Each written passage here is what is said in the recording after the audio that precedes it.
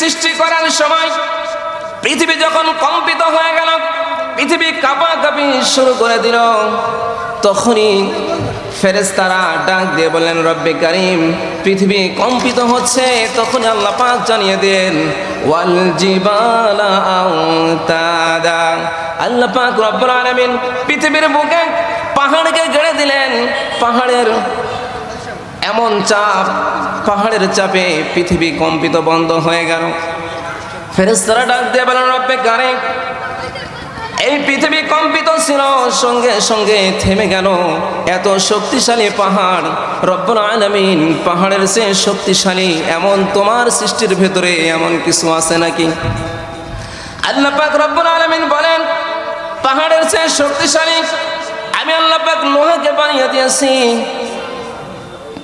পাহাড় যত শক্তিশালী হোক না কেন, লোহা দিয়ে পাহাড়কে কেটে কেটে টুকরো টুকরো করে দেওয়া যাবে।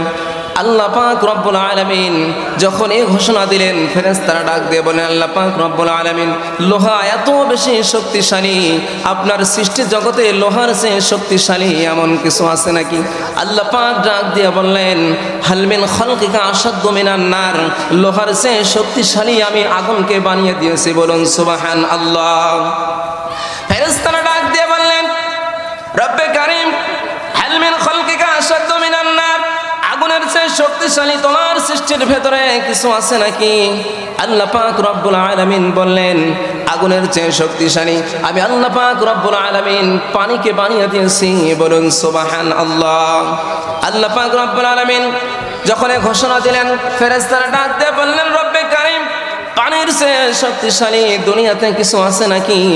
আল্লাহ পাক রব্বুল আলামিন বললেন, পানির চেয়ে শক্তিশালী আমি আল্লাহ পাক বাতাসকে বানিয়ে দিয়েছি, বলুন সুবহানাল্লাহ। অত্যন্ত প্রখর তরঙ্গ তরণ্যমালায় গহীন সমুদ্র সৈকতে যখন বাতাস ঢেউ তুলে দেয়, পানিগুলো টলমল করতে থাকে। আমার ভাইরা, পানির চেয়ে শক্তিশালী আল্লাহ পাক বাতাসকে বানিয়ে দিলেন।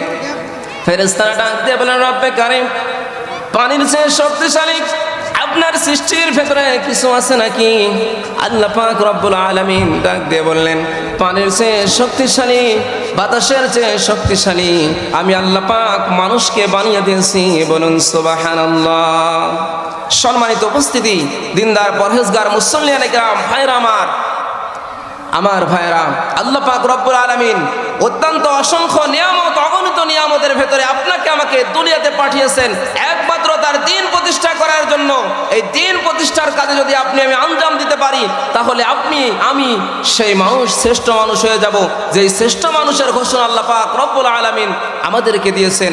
আল্লাহ পাক রব্বুল আলামিন আমাদেরকে শ্রেষ্ঠ মানুষ হওয়ার তৌফিক দান করুক। আমাদের জীবনের সমস্ত সময়গুলো দ্বীন কায়েমের পথে, ইসলামের পথে ব্যয় করার তৌফিক দান করুক, বলুন আমিন। ওয়া মা আলাইনা ইল্লাল বালাগ। আসসালামু আলাইকুম ওয়া রাহমাতুল্লাহি ওয়া বারাকাতুহু।